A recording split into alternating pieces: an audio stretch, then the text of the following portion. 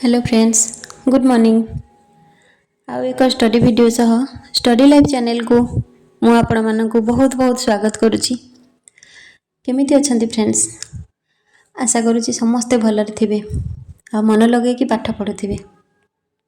25 days study challenge रो आज day 4।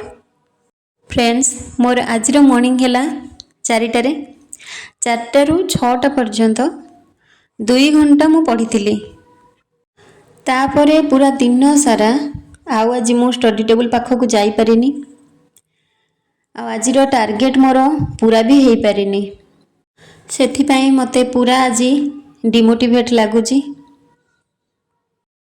मोर target अनुसार मते आज यूनिट 4 टा को कंप्लीट करिवार थिला, किंतु एते काम व्यस्तता भितर मो स्टडी को आज मात्र 4 घंटा समय देइची।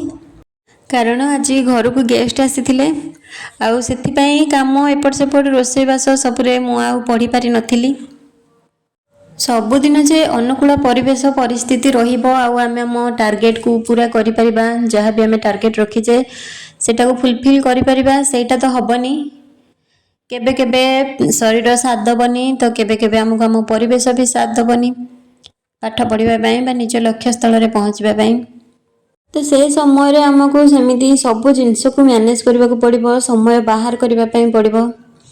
आउ सेथिबाई सखाळु जल्दी जदी उठी जिबा ताले हमर से सखाळ समयटा आउ केही नै परिबेनी। जो भोर समयटा जते बड़ परिवार हेई थाउ जहाँ भी हेई थाउ, तो जदि आमे भोर रु उठी जाउचे से जो 2 घंटा 3 घंटा रो स्टडीटा हमटु केही नै परिबेनी। काहिना सेते बड़ कोनोसी काम न थाए, बस आमे आम स्टडी को ही सेतिके समय देई परिबा। परिवार रो टेंशन भी से टाइम रे न थाए, समस्ते सोई थांती आ समस्ते सोईथिबा बेले ही आमे पढ़ी परिबा। जणे हाउस वाइफ सेतिकी बेले ही पढ़ी परिबा जते बेले समस्ते सोईथिबे। काहिना जदि समस्ते उठी गले ताले से समस्तंकर कथा बुझिला बेले को तार पूरा दिन सरी जिवो, से आ पढ़ी परिबनी।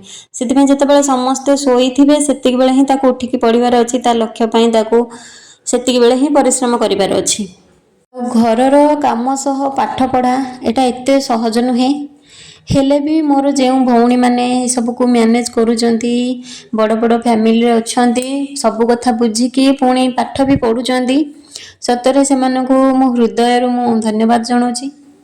समस्ते ए कथाटा बुझी पारंतिनी, समस्ते कहते जे कौन काम करूछ कि, किंतु घर काम रे जे से तार पूरा स्वप्न को जलांजलि दउची सेटा को समस्ते बुझी पारिबेनी। आउ सेतिकी काम को जदि आमे गोटे लोक रखिकी करेबा, ताको पैसा देबा सेई घर काम करिया पई, ताहले सेते बेले जणा पड़िबो जे केते काम। मु सकाळु सकाळु उपन्यास जहाँ रही जाइतिला मोर 3 जनकर ताकू मु सारी देइथिली। सकाळे 2 घंटा मु पढ़िथिली, मोर नोट सरी जाइची, तो सेति पई मु सकाळे 2 घंटा रे से उपन्यासिकों को मु पढ़ी देइथिली। तापरे आउ दिन सारा मोर रोसई घरे कटि जाइची, जेहेतु लोक आस्थिले बहुत रोसई बसई करिवार थिला। तो दिन सारा तापरे रोसई काम रे मु रहिची, आउ जेते चेष्टा कले भी 1 घंटा भी मु मो बही पाखक आसी पारिनी। रोसई घरे पूरा दिन कटिला सत, किंतु मन भितरे मुंडरे गोटे कथा चलथिला जे मोर गल्प तक केमिति सरीबो, प्रबंध तक केमिति सरीबो। हेले भी काम न कले तो हबनी, न सारी पारले भी सेपट कामटा को एपट कामटा तो आगो करिया पई पड़िबो। तो ये मुझे गोटे कथा कहबी जे काम कर, जहाँ भी काम अच्छी काम कर, कारण ताको छाड़ी हबनी, स्किप भी करी हबनी, किंतु से कामर मूल्य केते मुझेटा बसी भावुची जे आम कामर मूल्य केते।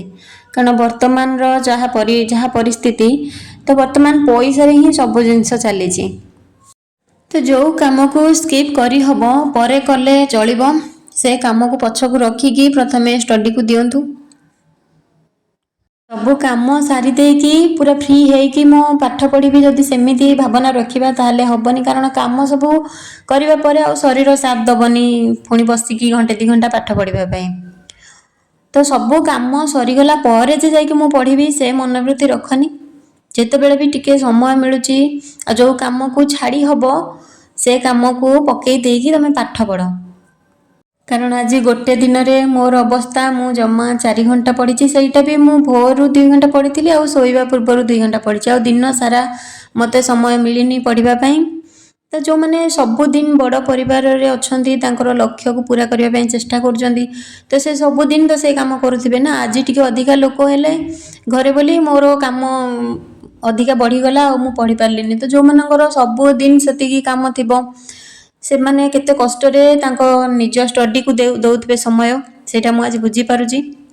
ଆଉ ଯେଉଁ ଭଉଣୀମାନେ ମ୍ୟାରେଜ୍ କରିନାହାନ୍ତି ସେମାନେ ପ୍ରିପାରେସନ୍ କରୁଛନ୍ତି, ତାଙ୍କ ପାଇଁ ଏଇଟା ଗୋଟେ ଗୋଲ୍ଡେନ୍ ଅପରଚ୍ୟୁନିଟି। ମ୍ୟାରେଜ୍ କରିନ, କିଛି ଦାୟିତ୍ୱ ନାହିଁ, ଏବେ ତୁମେ ଭଲରେ ପାଠ ପଢ଼ିକି କିଛି ଗୋଟେ କରିପାରିବ। କାହିଁକିନା ମ୍ୟାରେଜ୍ ହେଇଗଲା ପରେ ବହୁତ ଜିନିଷ ମୁଣ୍ଡରେ ଲଦା ହେଇଯାଇଥାଏ। ତ ସେ ସମୟରେ ପାଠକୁ ଗୋଟେ ଘଣ୍ଟା ଦେବା ବହୁତ କଷ୍ଟ।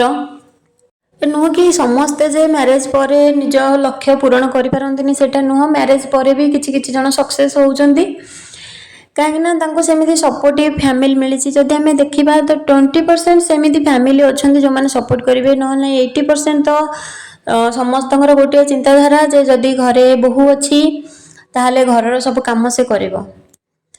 କିନ୍ତୁ 20% ଲୋକଙ୍କର ସେମିତି ଚିନ୍ତାଧାରା ଥାଏ, ସପୋର୍ଟ କରନ୍ତି, ସେ ବି କିଛି ତା ଲାଇଫରେ ଯଦି ଚାହୁଁଛି କିଛି କରିବା ପାଇଁ କରୁ।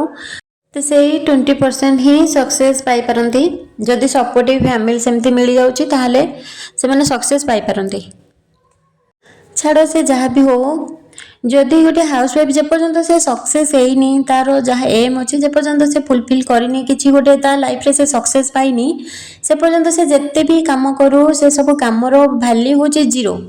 ୟାକୁ ଆମେ ମାଇଣ୍ଡରେ ରଖିକି ଷ୍ଟ୍ରଗଲ୍ କରିବା ପାଇଁ ପଡ଼ିବ। ତ ମୁଁ ରାତିରେ ଶୋଇବା ପୂର୍ବରୁ ଗଳ୍ପ ପଢ଼ିଥିଲି। ବେଶୀ ସମୟ ପଢ଼ିପାରିନଥିଲି, ଦିନ ସାରା ଏପଟ ସେପଟ ହେଇକି ଶରୀର ବି ଥକି ପଡ଼ିଥିଲା, ଆଉ ବେଶୀ ସମୟ ମୁଁ ପଢ଼ିପାରିନଥିଲି। ତ ଗଳ୍ପ ପଢ଼ିଥିଲି, ଟୋଟାଲ୍ ୟୁନିଟ୍ଟାକୁ ମୁଁ ସାରିପାରିଲିନି, ପ୍ରବନ୍ଧରେ ଟୋଟାଲ୍ ହାତ ମାରିପାରିନି, ପ୍ରବନ୍ଧ ରହିଯାଇଛି।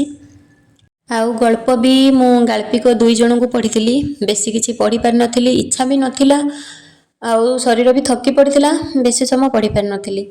ସେ ଯାହା ହଉ, ଆଜିର ଯାହା ବି ମୋର ଟାର୍ଗେଟ୍ରୁ ରହିଯାଇଛି ମୁଁ ତାକୁ ନିହାତି ନେକ୍ସଟ ଦିନ ଆଗ କମ୍ପ୍ଲିଟ୍ କରିବି, ତାପରେ ପୁଣି ନେକ୍ସଟ ଟାର୍ଗେଟ୍କୁ କମ୍ପ୍ଲିଟ୍ କରିବା ପାଇଁ ଟ୍ରାଏ କରିବି। ଟିକେ ପରିଶ୍ରମ ଅଧିକା କରିବା ପାଇଁ ପଡ଼ିବ। ଆଉ ଜଣେ ଭଉଣୀ କମେଣ୍ଟ କରିଥିଲେ ପ୍ରାକ୍ ସାରଳା ସାହିତ୍ୟ ଆଉ ସାରଳା ସାହିତ୍ୟ ଉପରେ ଆଲୋଚନା କରିବା ପାଇଁ। ନିଶ୍ଚିନ୍ତ ମୁଁ ଟ୍ରାଏ କରିବି ନେକ୍ସଟ ଭିଡ଼ିଓରେ ତା ଉପରେ ଗୋଟେ ଆଲୋଚନା ଆଣିବା ପାଇଁ। ସେ ପର୍ଯ୍ୟନ୍ତ ମନ ଦେଇ ସମସ୍ତେ ପାଠ ପଢ଼ନ୍ତୁ। ଆଉ ଭିଡ଼ିଓଟି ଭଲ ଲାଗିଥିଲେ ଭିଡ଼ିଓକୁ ନିଶ୍ଚିନ୍ତ ଗୋଟିଏ ଲାଇକ୍ କରିବେ। Thanks for watching. Love you all.